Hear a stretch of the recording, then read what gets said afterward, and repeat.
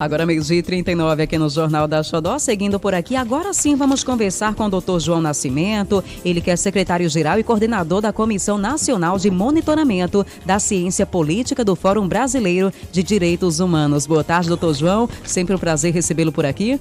Não vou nem nos apresentar, né, porque já nos conhecemos, já somos antigos amigos, colegas aqui de bancada, então bem-vindo mais uma vez aqui ao nosso Jornal da Xodó. Bom dia, querida Mari Rodrigues, Eduardo Carvalho, Daniel. Dia, inicio pedindo desculpas aos ouvintes por ter me atrasado um pouco, mas sempre que venho para conceder entrevista no Jornal da Xodó, vou aferir a pressão, né? Para ver se está em condições de enfrentar essa bancada, né? Então, que Nosso Senhor nos dê a... Mas o senhor está caminhando, acompanhando o senhor pelo Instagram, está sempre caminhando, viu? Tá vendo, Daniel? Tá Você devia seguir o exemplo de seu tio, viu? Caminhando e ciclismo. Ciclismo, tá vendo, Daniel? Não é você não, fica ocioso aí, tá vendo? Tá vendo aí? Vamos Mas começar. obrigado por estar aqui mais uma vez com vocês, Prazer obrigado nosso. aos ouvintes e à disposição dos amigos. Bom, vamos começar então. Quero saber do senhor no aspecto renovação política. Quem entre os líderes políticos o senhor visualiza como futuro? Uma pausa para pensar, né? Visualiza para o futuro é Sim. algo muito assim arriscado de se fazer uma colocação. Mas a Comissão de Monitoramento da Ciência Política a nível de Brasil e que vem monitorando os líderes políticos do Estado de Sergipe já detectaram um fenômeno que ocorreu nesse último mandato para cá. E esse fenômeno chega na Assembleia pela primeira vez e se revela um grande articulador, se revela um deputado com bastante conteúdo e se revela também um deputado de fácil articulação, que é considerado pela Comissão de Monitoramento da Ciência Política a maior revelação política desse período legislativo. Porque nós estamos vivenciando momentos difíceis.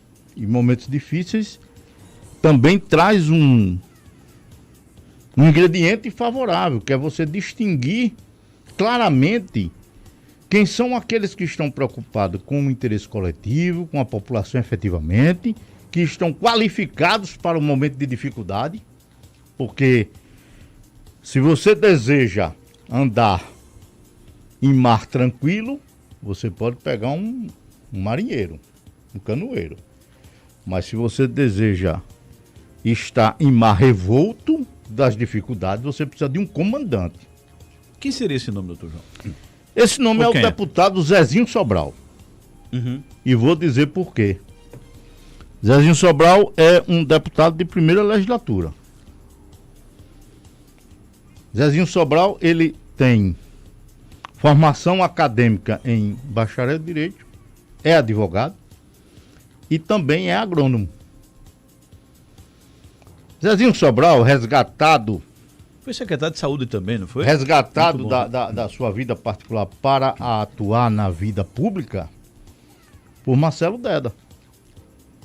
Um homem que era criterioso do ponto de vista das suas escolhas. Isso é muito seletivo. E Zezinho foi diretor-geral do Pronese, Zezinho foi secretário da Agricultura, Zezinho foi secretário da Saúde, Zezinho foi secretário do Planejamento, Zezinho foi secretário de Assistência Social, Zezinho foi secretário da Casa Civil. Esse histórico administrativo... Passou também, não foi, doutor João? Não foi ele que foi secretário Ele também exerceu como secretário da Saúde, não foi? Foi, secretário da Saúde. Secretário da Saúde, Planejamento, Assistência Social, Agricultura, Pronese... Muito preparado, né? E Casa Civil. Muito preparado. Isso deu a ele uma experiência de gestão pública fantástica. E principalmente deu a ele conhecimento sobre o estado de Sergipe.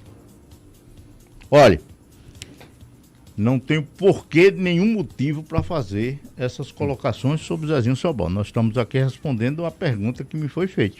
E a comissão vem monitorando toda a classe política do estado de Sergipe. E entre eles, o único que se revela uma pessoa para grandes projetos, para inclusive, se Sergipe tiver a sorte de liderar o estado de Sergipe, pela sua capacidade acadêmica, seu conhecimento acadêmico, sua experiência administrativa, e chega no parlamento no primeiro dia escolhido líder do governo. E exercita uma difícil missão, que é liderar os iguais. Repare. É difícil, né? Liderar os iguais é algo complexo, né?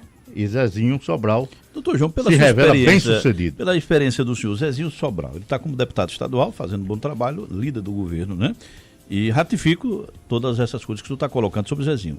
Me parece um dos mais preparados, né? Deputados, não só dessa legislatura, não, viu? Muito preparado, muito antenado, né? E humilde, a gente percebe que é uma pessoa muito humilde, apesar de ser muito preparado. E o senhor entende que em tempos de crise, não são as perguntas que são importantes, são as respostas que o líder precisa dar? Ou seja, o futuro vai precisar, porque as perguntas são as mesmas, né? Como resolver isso? Mas o verdadeiro líder, ou seja, o futuro vai depender de quem saiba responder as perguntas, né? Ou seja, as demandas da população. Então você vê esse somatório de uma experiência administrativa de Zezinho Sobral. O somatório do conhecimento dele agregado e da experiência vivida como gestor permite a ele ter uma dinâmica na solução dos problemas. Uma solução rápida. Ele, como secretário da Saúde, em certo momento ele convocou o Exército Brasileiro para construir. Ele botou para funcionar, está nos estudos da comissão, ele botou para funcionar de imediato o centro de radioterapia, que Sergipe vinha passando por sérios problemas. Além de tudo, vou fechar com a conclusão da Comissão de Monitoramento de Ciência Política. Não existe no histórico de Zezinho Sobral, do político Zezinho Sobral, monitorado pela Comissão de Ciência Política, um ato sob suspeita do campo administrativo. Então, é um homem ilibado.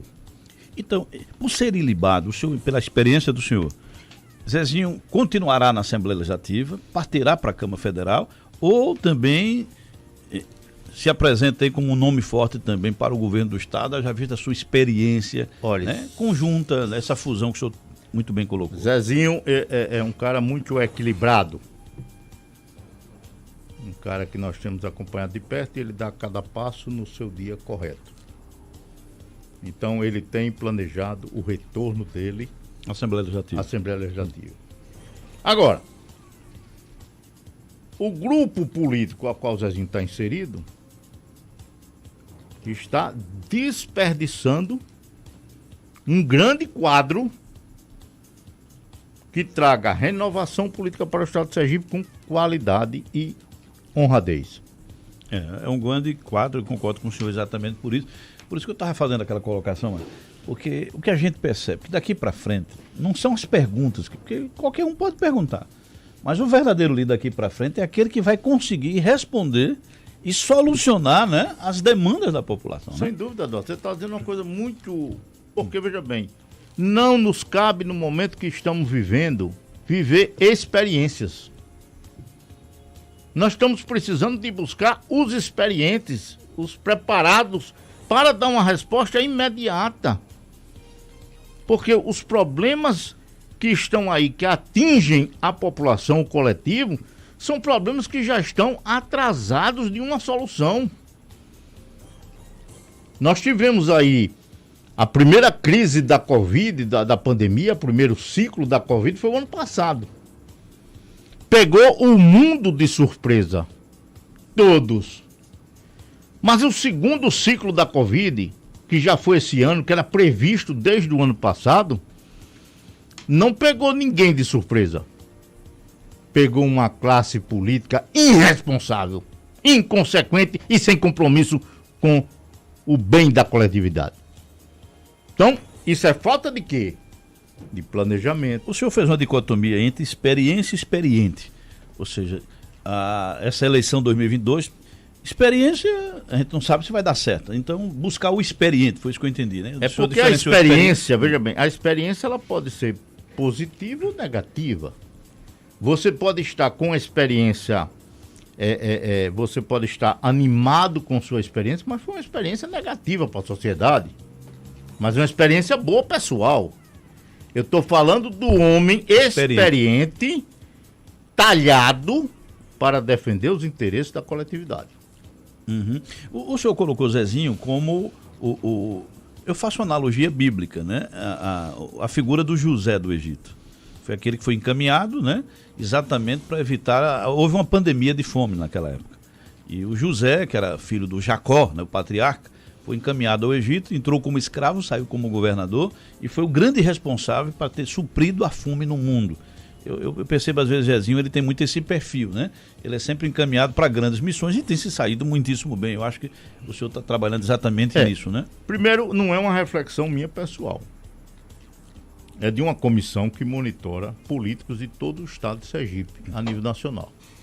E em Sergipe, essa comissão percebeu que entre os políticos sergipanos, esse jovem José Monteiro Sobral tinha conteúdo, se destacava por vários fatores. Então, o perfil dele revelou que o agrupamento político a qual o Zezinho está inserido deve observar com mais sabedoria os jogadores que podem usar para atingir o interesse coletivo da sociedade, interesse coletivo. Doutor João, agora trazendo para o cenário nacional, a gente sabe que essa próxima eleição para presidente está muito polarizada entre Lula e Bolsonaro. Isso é uma realidade de fato. Só que a gente sabe que também que o presidente agora no mandato, o presidente Bolsonaro foi eleito por conta justamente de uma revolta da população contra o PT.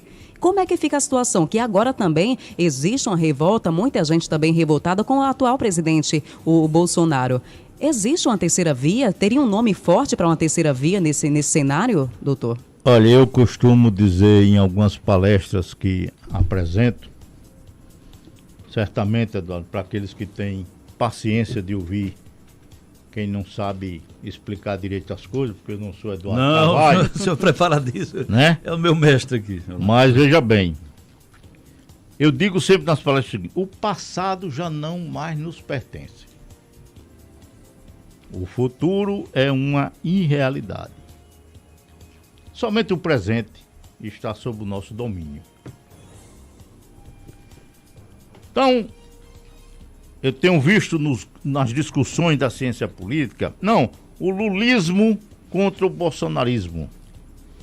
Nem existe mais o lulismo, nem existe mais o bolsonarismo. O bolsonarismo nunca existiu. Porque quando a gente denomina bolsonarismo, lulismo, nós estamos denominando uma história, nós estamos denominando um projeto ideológico, um compromisso naquela linha de pensamento. O lulismo, só sobrou dele a figura emblemática do Lula, histórica. Mas do ponto de vista partidário, da sua estrutura partidária, ficou sequelas que o PT precisa fazer a reconstrução da sua história. Então, não há lulismo. O senhor está colocando que sobreviveu o Lula, mas a dificuldade de sobrevivência do Partido dos Trabalhadores, seria isso? Qual é o quadro que tem do Partido dos Trabalhadores? Quadro a nível nacional. Se não fosse o Lula agora liberado pelo Supremo Tribunal Federal para ser candidato, o PT seria protagonista da eleição de 2022? Não. E você vê que a consequência foi a eleição da Prefeitura de São Paulo, o Boulos subiu, né? Subiu assustadoramente.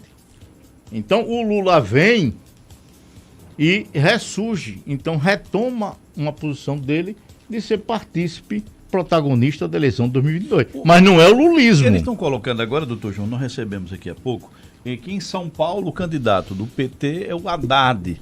A entrada do Haddad ao governo de São Paulo é exatamente para conter o bolsonarismo ou para conter o crescimento do Boulos? Bom, é por isso que é difícil ser entrevistado aqui, porque a gente já pega uma colocação que nos deixa com a mente mais aberta ainda, contribui. Não existe um lulismo, existe uma contenção de uma terceira via ou de um surgimento de uma esquerda mais radical. Então, Lula e Bolsonaro hoje, eles têm interesses juntos comuns de polarizar a eleição em torno dos dois, para que não surja um Técios. Doutor João, o senhor me permite pensar com o senhor? É sempre bom entrevistá-lo, né? O senhor defende, veja, nenhum nem o outro, muita gente diz assim, nenhum nem o outro. Ou, eu estou pensando também, um e o outro. Porque, veja, um não precisa do outro. Ou se o senhor tirar o bolsonarismo, não tem interesse o lulismo. Se o lulismo sair a figura do bolsonarismo, também não... Ou seja, é como se um tivesse precisando do outro para continuarem sobrevivendo. Claro. Mas existe uma possibilidade de um e o outro, ou seja, um encaixe onde os dois sobrevivam na eleição de 2022, e se isso seria possível, como? Olha, até 2022, essa polarização Bolsonaro e Lula, que aí é que eu fujo um pouco da linha dos políticos, não há bolsonarismo. Ideologicamente lulismo, não. É Lula e o Bolsonaro. Esse confronto ele vai se estabelecer, já se estabeleceu para a eleição de 2022. Não tem como aparecer uma nova terceira... Não há mais espaço. E o Ciro? Não há tempo, não há espaço para isso. O Ciro não decola, não? Não, o Ciro é o cara que continua fazendo a manutenção da raiva dele, extremamente preparado, né? Tem muito conhecimento. Muito preparado. Mas não consegue gerenciar esse temperamento que o faz se distanciar. Ele não agrega. Ele não agrega. Então ele vai permanecer isolado, né? Como nós não temos novos líderes, porque o Brasil e os líderes políticos não produziram novas lideranças, não produziram, fecharam-se as portas para as novas lideranças, e você tira o pequeno exemplo que nós demos aqui de Sergipe, do início da entrevista. Por que Zezinho, com todo esse perfil, essa qualidade, não é convocado pelo grupo para uma missão maior? Um quadro qualificado precisa ser enxergado, né? Porque não pode dar espaço para novos, né? O sistema tem que gerenciar isso aí. Então, o Bolsonaro será candidato, vai enfrentar o Lula, não tem um terceiro que surge aqui. E nós vamos vivenciar uma eleição sem pé nem cabeça. Porque veja bem, Mari, veja bem, Eduardo Carvalho, Daniel Vilas Boas.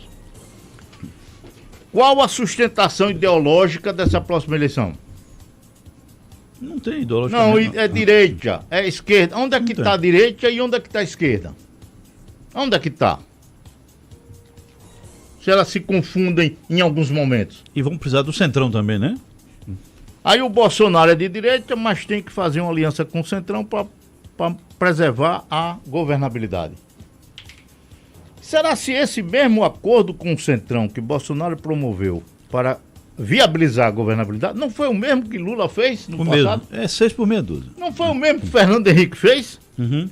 Aliás, todo mundo, né? Que ganhou uma reeleição? É o mesmo, só muda as peças. Então, nós temos aí um quadro que tem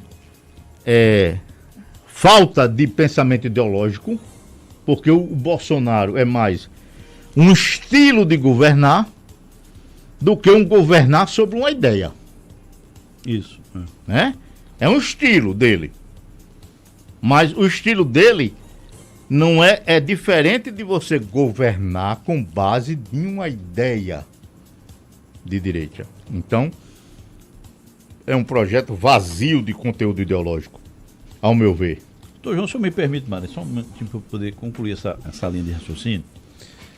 Caso Lula ganhe ou Bolsonaro, né, vamos colocar desta forma, ambos não correm risco de um terceiro mandato ele ser extremamente perigoso. Veja, se o Bolsonaro ganha, né, não tem como depois de 4 anos, você pode também esgotar totalmente o que eles chamam aí, né, tá incorreto de bolsonarismo. Com o Lula o mesmo aspecto. É muito difícil você repetir as mesmas coisas, mesmo as boas. O cenário hoje é totalmente diferente. Não é muito arriscado ambos vencerem, né, um ou outro aí, e desaparecerem do cenário no sentido do seguinte, porque muita coisa hoje não dá para você encobrir. Nós estamos vivendo numa época, né, de muita consequência pandêmica e não tem como sobreviver muito. A minha visão, Eduardo Carvalho, Mário e Daniel, que é o seguinte: seja um dos dois que ganha a eleição do presidente, nenhum dos dois sobrevive politicamente. Porque vejamos, o Lula, por uma questão até mesmo da idade, não suporta fazer um projeto político de reeleição, né? De médio prazo ou longo prazo. O Bolsonaro, pela exaustão dele, já entrando para o segundo mandato e sem conteúdo ideológico, porque o Bolsonaro é aquele cara que conquistou a simpatia em uma fração de tempo da população, muito mais pela exaustão do PT, não foi? Do PT, do que propriamente pela convicção das ideias dele. Conquistou, mas ele está namorando e esse namoro não está se revelando. Não dá em casamento. Se tornou uma paixão, né? Aquela paixão que dá e passa, não chegou a virar amor. Porque, tem dois homens recente da história política do Brasil, dos últimos 30 anos, que o mundo acadêmico reconhece como homens brilhantes naquele momento que eles se encaixam. José Sarney. Maranhense, coronel, de direita, né? Extrema direita. Mas Sarney foi o homem que fez a transição da ditadura para a democracia. E, em um certo momento, exigiram que ele fosse mais rígido com um assunto. E ele disse ao ministro: se você me provar que eu batendo a mão na mesa, eu não quebro nem a mão nem a mesa, para mim está tudo bom. Então, ele foi um cara que, com todo o coronelismo dele, foi importante, né? Ele se manteve tranquilo para fazer a transição. Esse é o nome. O próximo nome eu vou pedir que o senhor aguarde só um minutinho para a gente ir ao intervalo comercial. Daqui a pouquinho a gente volta e continua por aqui nosso papo. Agora 1:01, intervalo comercial, já voltamos com mais informações. Você está ouvindo Jornal da Xodó em Rede. Não saia da sintonia. O Jornal da Xodó volta já.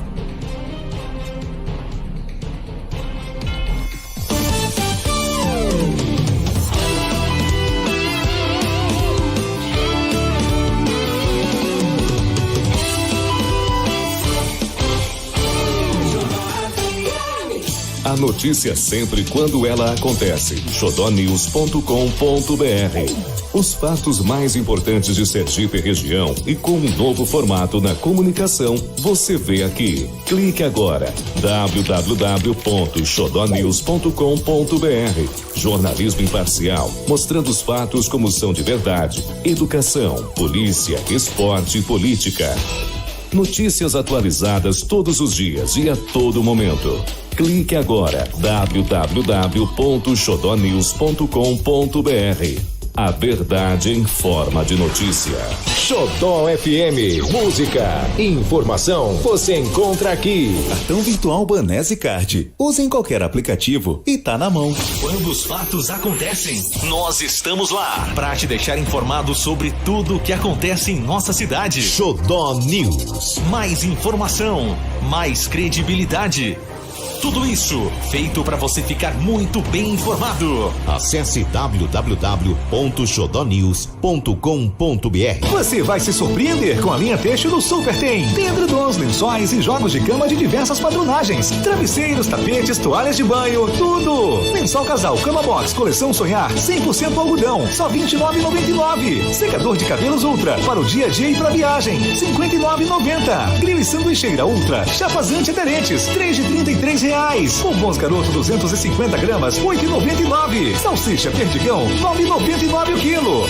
Super Tem. Deixa o seu dia perfeito.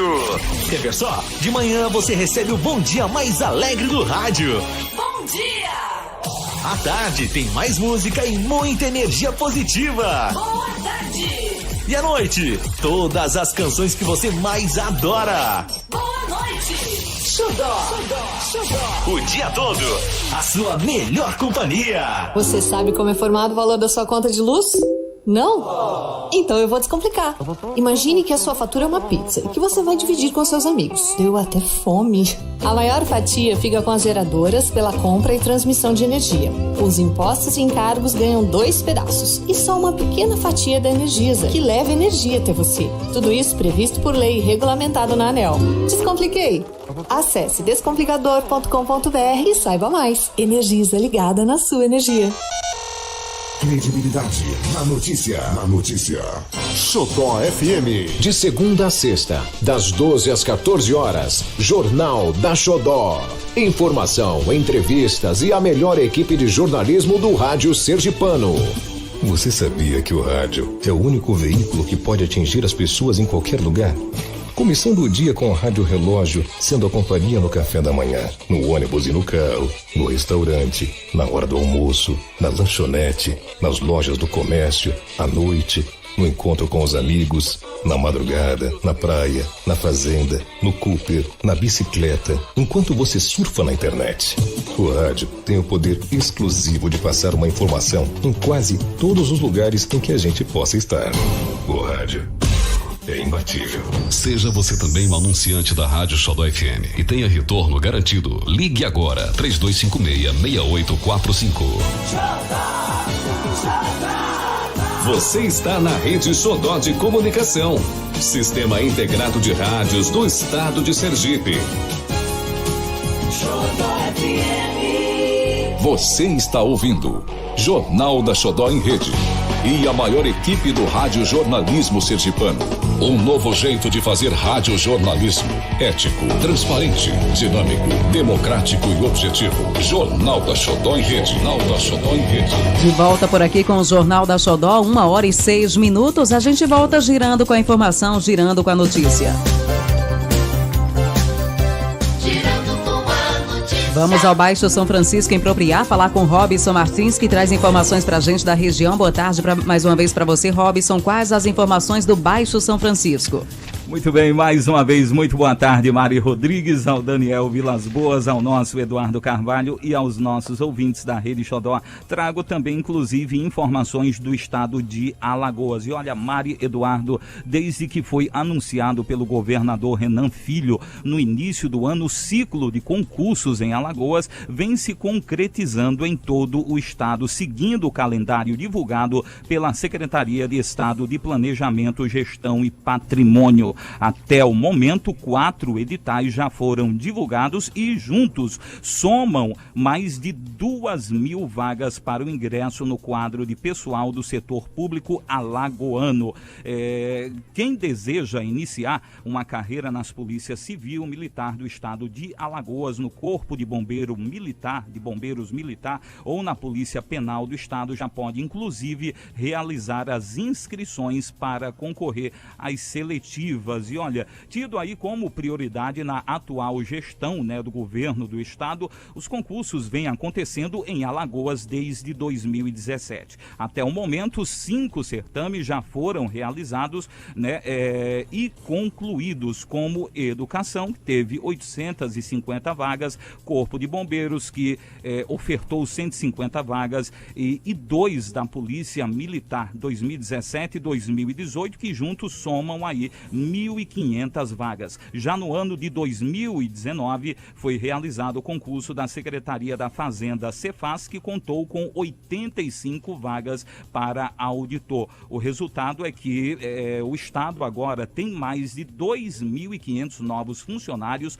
efetivos, oxigenando, digamos assim, a máquina pública e reforçando o desenvolvimento de áreas prioritárias como segurança pública, educação e fiscal. Agora, em 2021, mais um ciclo de oportunidades teve início, para aqueles que sonham em atuar em órgãos públicos e contribuir para o desenvolvimento do Estado. Só nesse ano, Eduardo e Mari, estão previstas cerca de 9 cursos para órgãos como Polícia Civil, Militar, Corpo de Bombeiros, Secretarias de Educação e de Saúde, da Fazenda, Procuradoria-Geral do Estado, Polícia Penal, da Secretaria de Reassocialização e Perícia Oficial. Somados aí os certames, totalizam mais de 6.000 vagas. 4 desses já estão com editais publicados e as inscrições já estão abertas, segundo aí o cronograma previsto.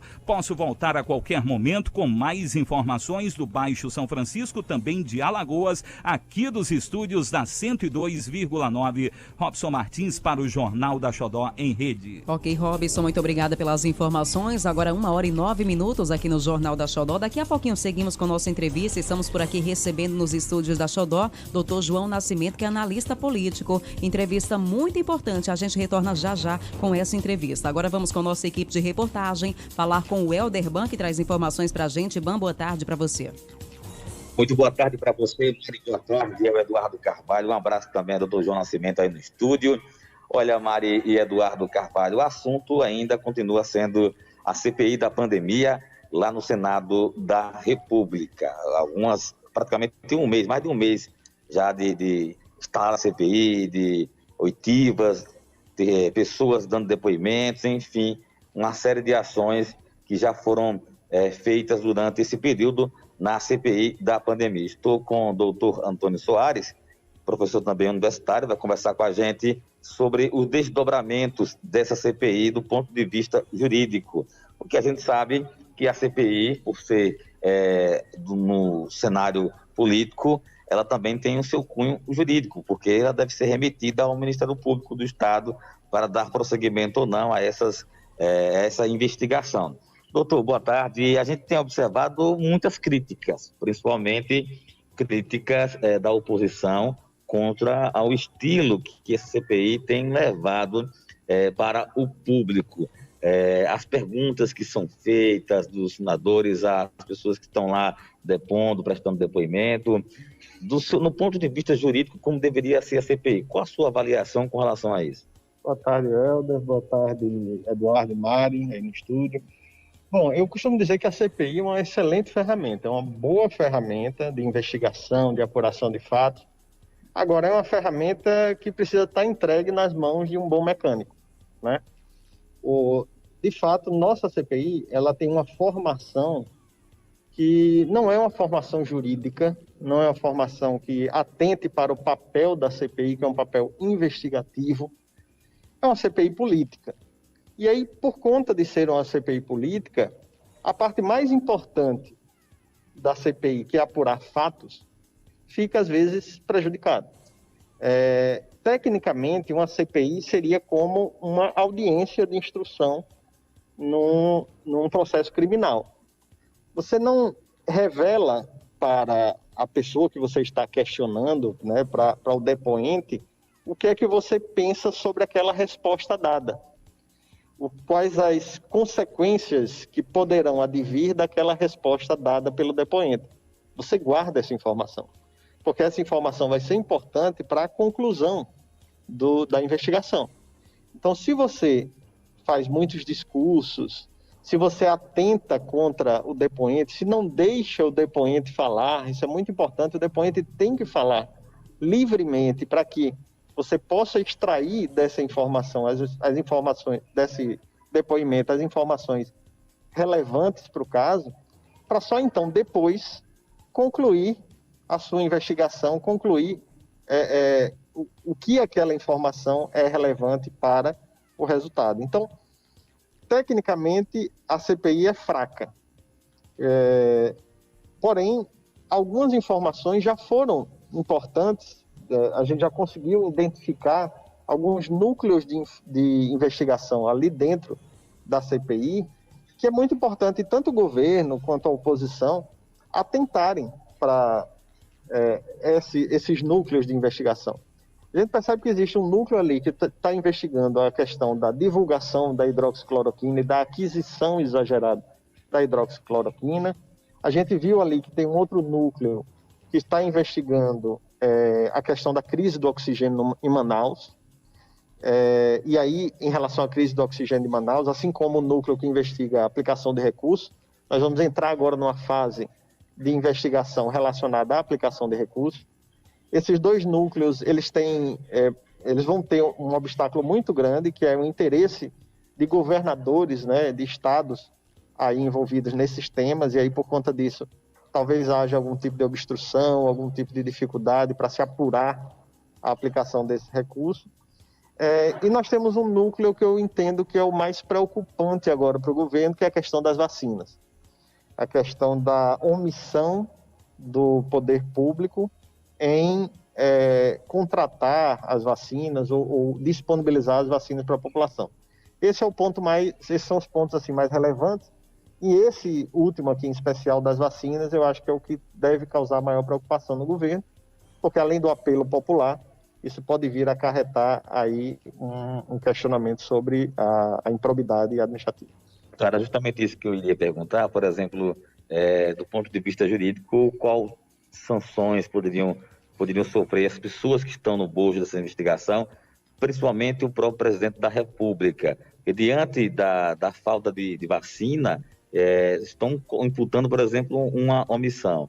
E no que tange, por exemplo, a questão também da compra exacerbada de medicamentos sem eficácia para a Covid-19, para impor isso para a sociedade. Isso aí também poderia surtir com que efeito jurídico?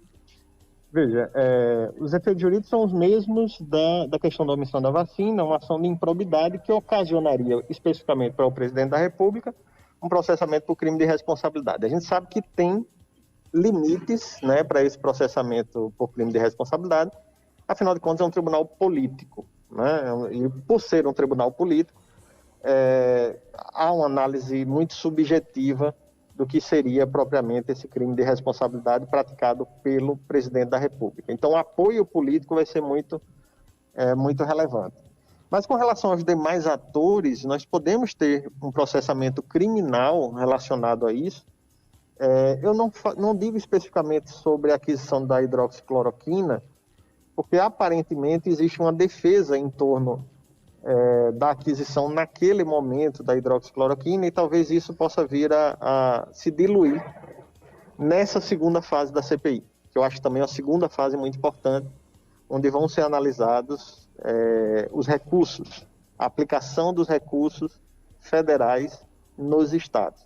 Eu acredito que se a gente investigar mais, se a gente for mais a fundo nisso, talvez mais pessoas entrem no rol de responsabilizados criminalmente por conta da má utilização desse recurso. Pronto, findado aí os trabalhos nesta CPI da pandemia lá no Senado. Nesse caso, os senadores entenderam, eles fizeram ali o convencimento deles de que o presidente cometeu o ato de improbidade administrativa, consequentemente a responsabilização aí por responsabilidade, crime de responsabilidade. Nesse caso, o Senado ele vai remeter para o Ministério Público, para que o MP ele avalie se realmente é causa de arquivamento ou de prosseguimento da demanda. Nesse caso específico do Ministério Público, se for crime de responsabilidade, só vai para a Câmara para poder autorizar ou não, e quem julga nesse caso é o STF. Exatamente. No caso de crime de responsabilidade, em que a pena é o impeachment, né, que o resultado disso é o impeachment, ela começa na Câmara, a Câmara autoriza, né, a abertura do processo, funciona como uma decisão de pronúncia, né, no âmbito penal, e aí o processo, de fato, inicia no Senado. O Senado é quem processa o presidente da República por crime de responsabilidade em relação ao impeachment. É importante dizer que a CPI, ela não pune, né? Ela não cabe à CPI condenar. A CPI é um órgão investigador, então ele vai investigar os fatos e a partir da investigação dos fatos vai dar um encaminhamento que entende necessário para a apuração desses crimes, os crimes cometidos, em geral, por aquelas pessoas ali citadas no futuro relatório. esse encaminhamento pode ser tanto para o Ministério Público quanto para a AGU. A Advocacia Geral da União também ela é intimada para tomar as providências em relação à proteção do patrimônio público, o envolvimento de servidores, eventualmente servidores públicos também, em eventuais crimes ali apurados. Só para entender melhor, por exemplo, a partir do momento que o MP recebe todos esses elementos probatórios que foram construídos durante a fase da CPI da pandemia, nesse caso, o Ministério Público, ele conduz a investigação ou ele remete isso para que a Câmara possa processar e julgar lá no Senado? Porque, assim, eu entendo que... São duas coisas diferentes. Então... São duas coisas diferentes. Uma coisa é o crime de responsabilidade, que aí fica a cargo da Câmara dos Deputados. A Câmara dos Deputados vai receber, o presidente da Câmara dos Deputados vai dizer se dá continuidade ou não a esse processamento, e outra é o processamento criminal, né? Em relação ao processamento criminal, os dados da CPI, eles servirão como um dos elementos investigativos. Então, nós vamos ter, sim, uma investigação mais profunda, mais aprofundada. Nós temos a participação da Polícia Federal também na investigação de muitos dos eventos que estão ali presentes na CPI. E aí, para cada indiciado ali, nós vamos ter um processo criminal diferente. Então, são dois âmbitos diferentes. Uma coisa é o processamento por crime de responsabilidade, que aí qualquer pessoa pode solicitar a abertura do crime de responsabilidade do presidente da República, e aí será recebido pela Câmara dos Deputados. A outra é uma tarefa do Ministério Público de iniciar aí a ação penal, né? Evidentemente, após a investigação, após concluir a investigação. E aí, dentro desse processo, o Ministério Público pode solicitar que sejam apurados os fatos, seja incorporada aí a investigação outros elementos que não foram devidamente apurados pela CPI. Nesse caso, como se trata de um presidente da República, um processo criminal sendo conduzido pelo Ministério Público, também não deveria ter autorização da Câmara? Então, a Câmara dos Deputados, ela faz o papel político, né, de análise política. Eu confesso que eu não sei dizer exatamente com relação ao processamento criminal no âmbito dos crimes comuns eventualmente apurados. Não sou penalista, não sou criminalista, mas recentemente nós tivemos uma decisão do Supremo Tribunal Federal que diz que para os crimes comuns, né, não seria necessária aí a autorização da Câmara dos Deputados. Confesso que teria que ver direito essa situação. No caso de Temer, não ocorreu, por exemplo, um parecido com o Temer, naquela questão do Rocha Loures, mas foi antes do mandato, né? Foi antes do mandato. Aquela situação foi antes do mandato, inclusive ele foi... correu aí o risco de ser preso por outras situações que não relacionadas ao mandato. Muito bem. Muito bem. Agradecer aqui ao doutor Antônio Soares, para a gente entender melhor essa CPI da pandemia, que ainda tem muita coisa para acontecer, muitas pessoas ainda vão ser ouvidas já a partir de hoje, que hoje é terça-feira, os trabalhos voltam a todo vapor lá, e a gente agradece, doutor. Muito obrigado. Eu que agradeço, fico à disposição aí para qualquer eventualidade, a gente tirar também novas conclusões sobre essa CPI, e vamos acompanhar o desdobramento dela, inclusive para a apuração de fatos que são realmente relevantes aí para o nosso país. Muito bem, Eduardo, Mari Rodrigues e doutor João no estúdio aí, segue com vocês, eu posso voltar em instantes. Falou o Helderban para a Rede Xodó de Comunicação. A verdade dos fatos, a notícia como ela acontece, Jornal da Xodó. Agora 1h22. Aqui continuamos nossa entrevista com o Dr. João Nascimento. O Dr. João estava no raciocínio, falou sobre o nome José Sarney. Ficou faltando mais um nome que o senhor colocaria aí nesse cenário, nesse momento, de pessoas preparadas, né? Quem seria o outro nome, Dr. João? Fica à vontade. Eu me referia a pessoas que tiveram condições de colocar em prática um estilo e não utilizá-lo. Como dizem que a humildade só se apresenta quando você tem o poder de fazer e não faz. Um foi o Sarney, que a história revela que naquele momento ele foi a ponte necessária para a ditadura e a democracia, tranquilizando o país, aquietando os militares e acalentando a esquerda. O segundo foi o próprio Lula. No final dos 8 anos de governo de Lula, quem relembra, Lula estava com 70 e poucos % de aprovação. Seria difícil para o presidente, naquele momento, enviar um projeto de lei para o Congresso Nacional e aprovar uma segunda reeleição? Não seria. Fatos como este aconteceu na Bolívia, no Peru, em quase boa parte da América do Sul, inclusive pela própria esquerda. Isso. E o Lula aí abre mão desse poder, porque ele estava aprovado pela população e tinha o domínio do Congresso Nacional. Ele abre mão e indica Dilma Rousseff para presidente. É um gesto de um estadista que em algum momento da história fará jus. Doutor João, o São Paulo, Haddad, Bahia, Jacques Wagner, Sergipe, o Lula já indicou Rogério Carvalho, tá batido o martelo. No Piauí, Rafael Fonteles. No Espírito Santo, Fabiano Contrato, né? No Rio Grande do Norte, Fátima Bezerra, candidata à reeleição. E no Ceará também vai ter candidatura do PT para enfrentar o PDT de Ciro Gomes. Como é que o senhor avalia? Na Bahia, Jacques Wagner não é muita novidade, né? Acho que a avaliação do senhor. Por aí você vê que o Lula, ele tem mais facilidade, por incrível que pareça, histórica, de montar os pilares nos estados. E ele está fora do governo. E com o julgamento do Supremo Tribunal Federal, a militância em defesa do Lula se sentiu confortável para ir às ruas novamente, né?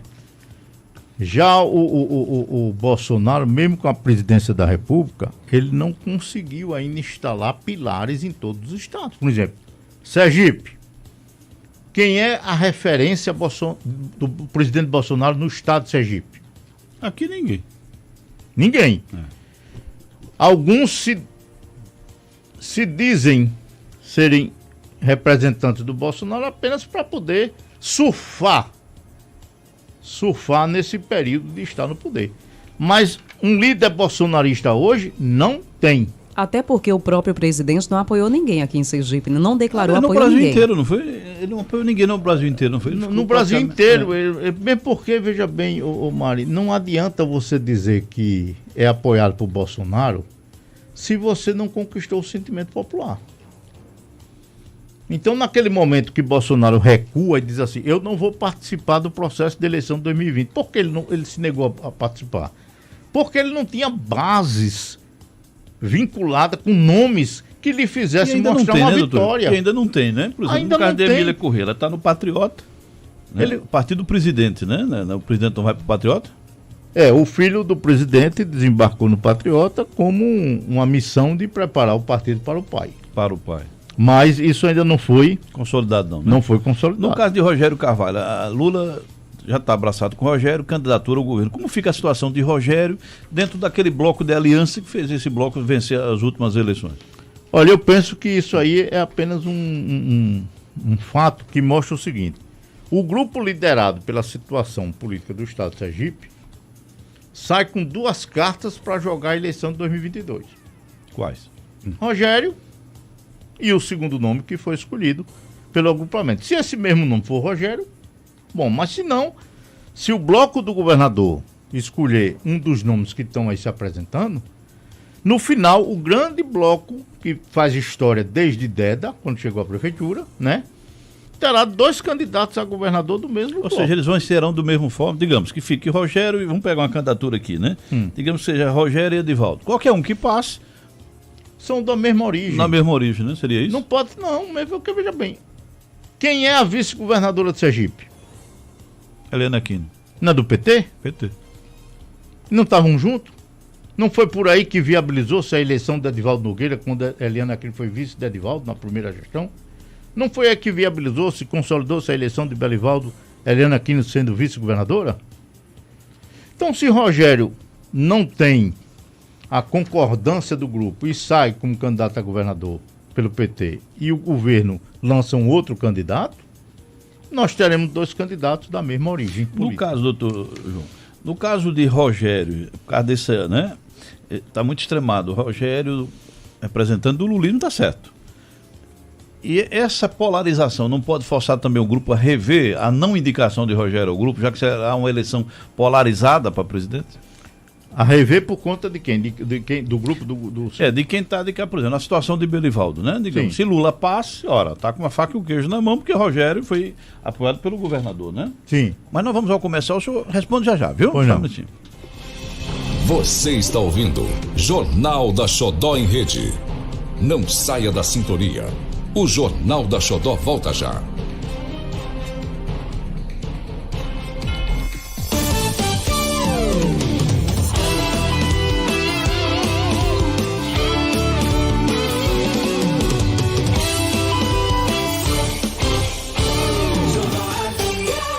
Entre no carro. Depois dê a partida. Use o cinto e dê um play na programação da sua rádio. Xodó, a rádio do coração. Boa viagem. Para cada brasileiro, a vacina. O Brasil é um dos países que mais vacinam no mundo. Isso porque nosso planejamento começou em junho do ano passado. Já encomendamos mais de 500 milhões de doses. A missão do governo federal é vacinar toda a população. Adote as medidas de proteção. Saiba mais em gov.br/saúde. O Brasil vacinado é o Brasil que vai vencer. Governo Federal. Você vai se surpreender com a linha Têxtil do Super Tem. Tem edredons, lençóis e jogos de cama de diversas padronagens. Travesseiros, tapetes, toalhas de banho, tudo. Lençol casal, cama box, coleção Sonhar, 100% algodão, só R$ 29,99. Secador de cabelos Ultra, para o dia a dia e para viagem, R$ 59,90. Grill e sanduicheira Ultra, chapas antiaderentes, R$ 3,33. Bombons Garoto 250 gramas, R$ 8,99. Salsicha Perdigão, R$ 9,99 o quilo. Super Tem. O Banco do Nordeste tem crédito com os maiores prazos e a menor taxa do mercado. Conte com o Banco do Nordeste para seguir em frente. O banco parceiro da micro e pequena empresa na região. Banco do Nordeste, Governo Federal. Quando bate aquela fominha, você é daqueles que pega o celular e mata logo à vontade? Com o Banese Card você usa aplicativos de entrega com toda a segurança. Acesse o app ou portal, gere o número do seu cartão virtual e pronto. É só cadastrar no aplicativo que você quiser e fazer o pedido. Banese Card. Tá com tudo, tá na mão, tá na tela do seu celular. Deixe o seu dia perfeito. Quer ver só? De manhã você recebe o bom dia mais alegre do rádio. Bom dia! À tarde tem mais música e muita energia positiva. Boa tarde! E à noite, todas as canções que você mais adora. Boa noite! Xodó! O dia todo, a sua melhor companhia. Viva o São João com os melhores preços do Açaí Atacadista. Aproveite! Biscoito Cream Cracker Delite, pacote 400 gramas, R$ 2,49. Refrigerante PEC Coca-Cola mais Fanta Laranja, PET 2 litros, R$ 11,99. Queijo tipo Reino Piracanjuba, quilo, R$ 58,90. Preços válidos até 11 de junho. Para as lojas Açaí de Aracaju Norte, Sul e Itabaiana. Arrasta pé em casa Açaí. Viva o seu São João com alegria e economia. Quando os fatos acontecem, nós estamos lá para te deixar informado sobre tudo o que acontece em nossa cidade. Xodó News. Mais informação, mais credibilidade. Tudo isso feito para você ficar muito bem informado. Acesse www.xodonews.com.br. Que legal, tomar um banho ouvindo a Xodó. O Lojão a Eletricidade pode tornar isso uma realidade. Tem sorteio!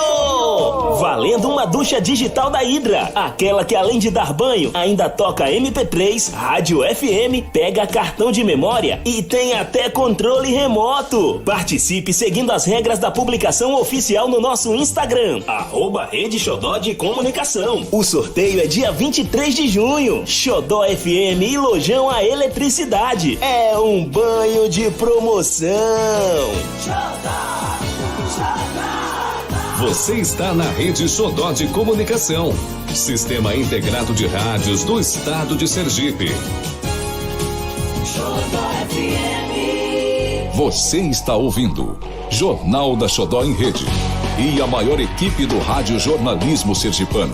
Um novo jeito de fazer rádio jornalismo, ético, transparente, dinâmico, democrático e objetivo. Jornal da Xodó em Rede. Jornal da Xodó em Rede. Voltando por aqui com o Jornal da Xodó, 1h33. Estamos conversando com o Dr. João Nascimento. Eduardo Carvalho fez uma pergunta antes do intervalo comercial. Pode repetir, Eduardo? Posso, doutor. É em relação à questão de Rogério Mitidieri, Ulisses, Laércio, Edivaldo Nogueira, e o outro gestor também foi colocado, foi Valmir Francisquinho, também muito bem avaliado. Caminhar por onde aí? Porque, veja, Rogério, né, o PT, Mitidieri, Ulisses, comenta-se muito, apesar dele nunca ter declarado, né? Laércio Oliveira, já colocou que ou vai para o Senado ou vai para o governo. Edivaldo Nogueira, e comenta-se muito também a questão de Valmir Francisquinho por conta da gestão itabaiana. Você já visualizou, Eduardo, e os ouvintes, como é feito a limpeza do café? A limpeza do café é feita numa grande peneira que balança e sacode e vai tirando daí as folhas e vai balançando e vai chacoalhando. Esse momento da eleição, pré-eleição 2022, estão todos nessa peneira. Chacoalhando, balançando, todos buscando se consolidarem, que é o trabalho legítimo de todos eles. O que vai diferenciar aí é aqueles que têm possibilidade de agregar, de liderar o grupo, ou aqueles que têm juízo. Porque eu vejo uma coisa assim, como pensador, que eu vejo diferente da realidade. Por exemplo, Valmir de Francisquinha,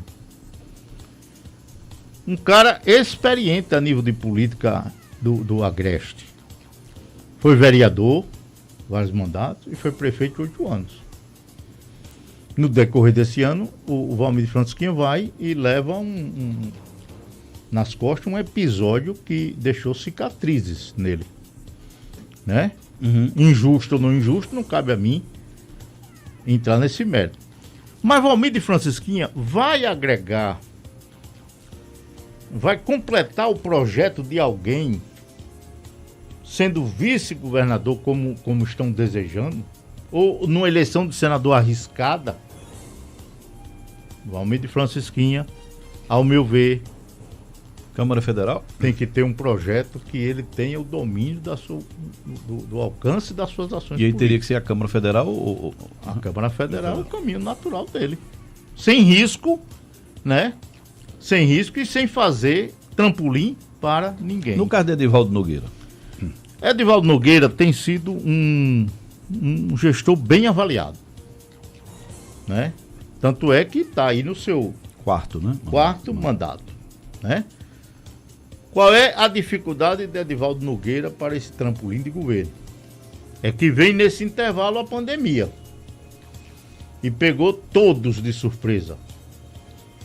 E dentro do universo daqueles que discutem a política, que analisam, a eleição de 2022 será um palco de debate exclusivo sobre quem fez, quem deixou de fazer, quem aplicou, quem não aplicou, quem cuidou do povo ou quem deixou o povo morrer. Pode respingar nele, né? Não, pode respingar não.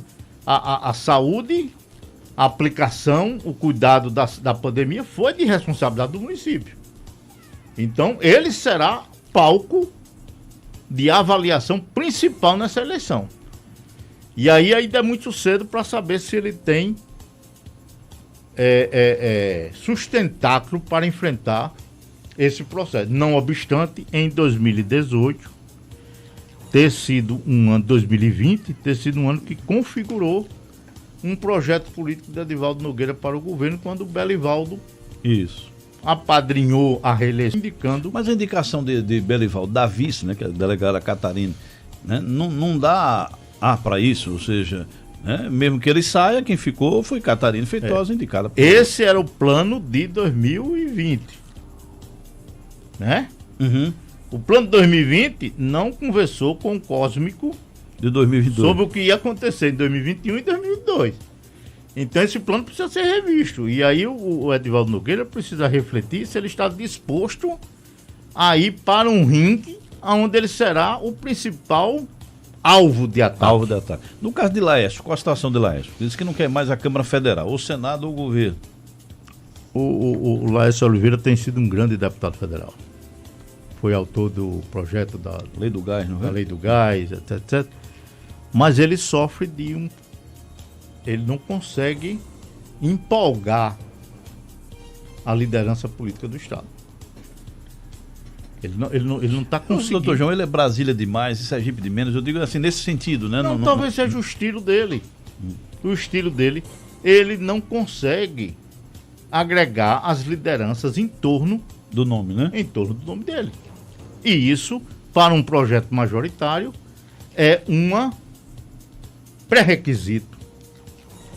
É o problema que Edivaldo Nogueira tem. Né? Essa fama de quando ganha a eleição se distancia das lideranças. Mas Edivaldo tem Belivaldo para apadrinhar, para cuidar disso, como cuidou da reeleição, que eu disse aqui na Xodó, que o grande responsável pela reeleição de Edivaldo Nogueira tinha sido a articulação do governador Belivaldo Chagas. Você imagina a candidatura de reeleição de Edivaldo Nogueira sem Belivaldo Chagas. O que é que teria sido?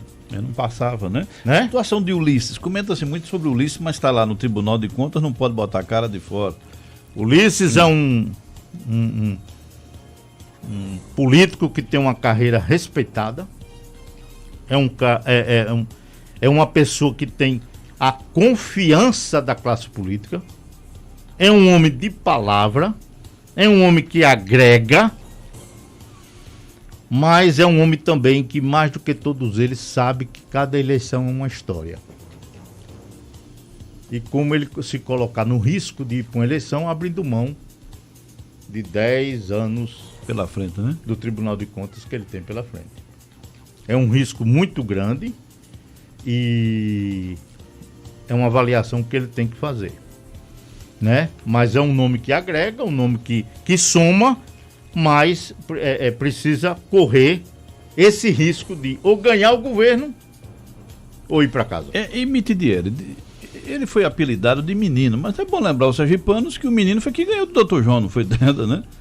Ele não é tão menino assim, né? Mitidieri, o filho. Olha, o menino que foi colocado como título em Marcelo Deda não é o menino que se coloca em Mitidieri. Há uma diferença, Eduardo Carvalho, muito grande.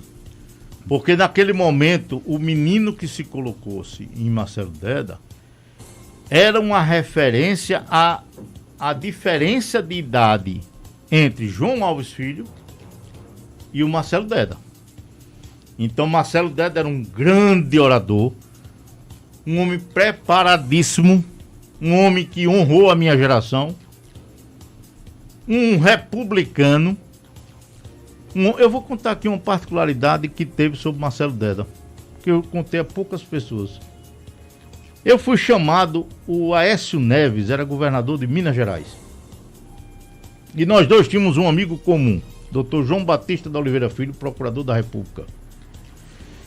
E fui chamado no aeroporto, no local lá, para ter uma conversa rápida com o Dr. João Batista, e lá conversamos um pouco com o Aécio Neves. E o Aécio Neves me disse textualmente, sou testemunha do que ele me disse, eu ouvi e tenho testemunha disso. A única preocupação de Aécio Neves a chegar à presidência da República se chama Marcelo Deda, meu companheiro de Câmara Federal. Isso o Aécio Neves me disse claramente, que o único receio que ele tinha naquela época, quando ele era governador de Minas, de atingir o ápice de ser presidente da República, era enfrentar Marcelo Deda.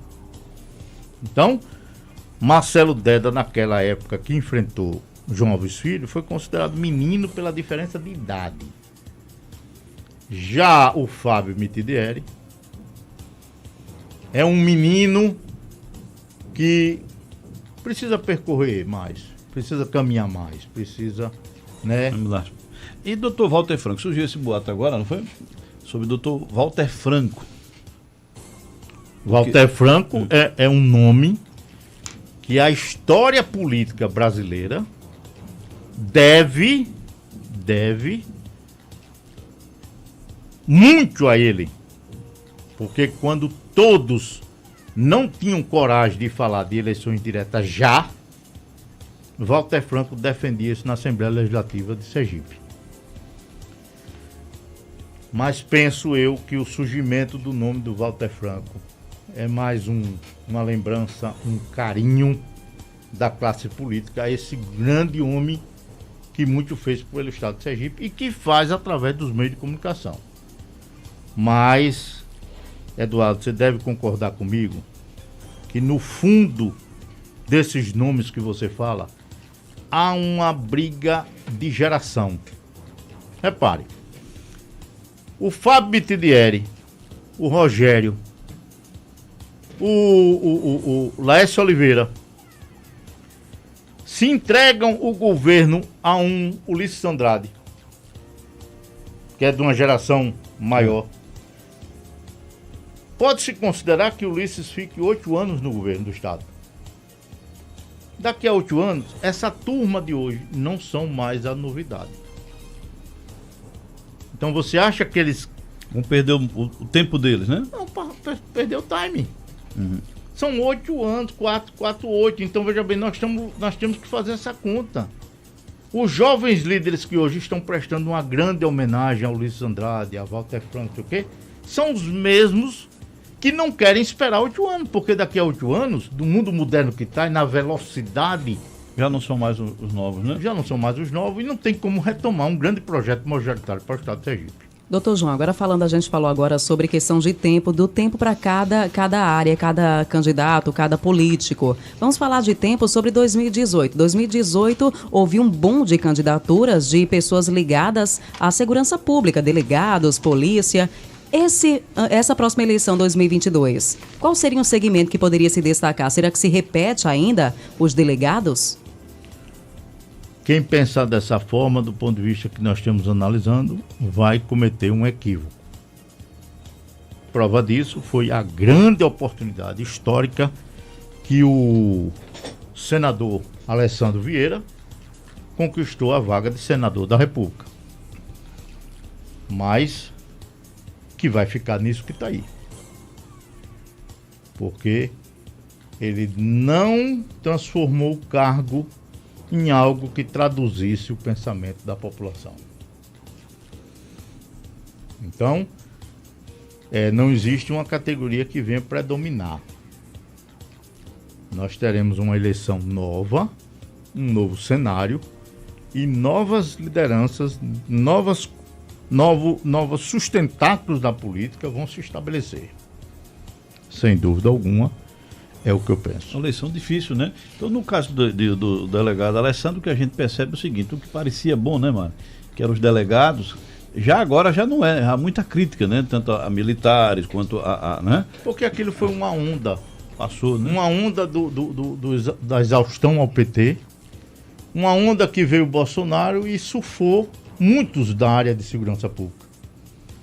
Mas se você relembrar, Eduardo Carvalho, nós tivemos aqui 3 senadores idênticos, mas que, por perfil diferente, sofreram o mesmo caminho que Alessandro Vieira vai sofrer. Foi Gilvan Rocha. Era Gilvan Rocha era um médico que foi escolhido para ser senador pelo PMDB para enfrentar o Leandro Maciel. Leandro Maciel perde e Gilvan Rocha ascende a posição de senador da República, de um mandato só. Você vem para depois o que foi presidente da Petrobras, Eduardo Dutra.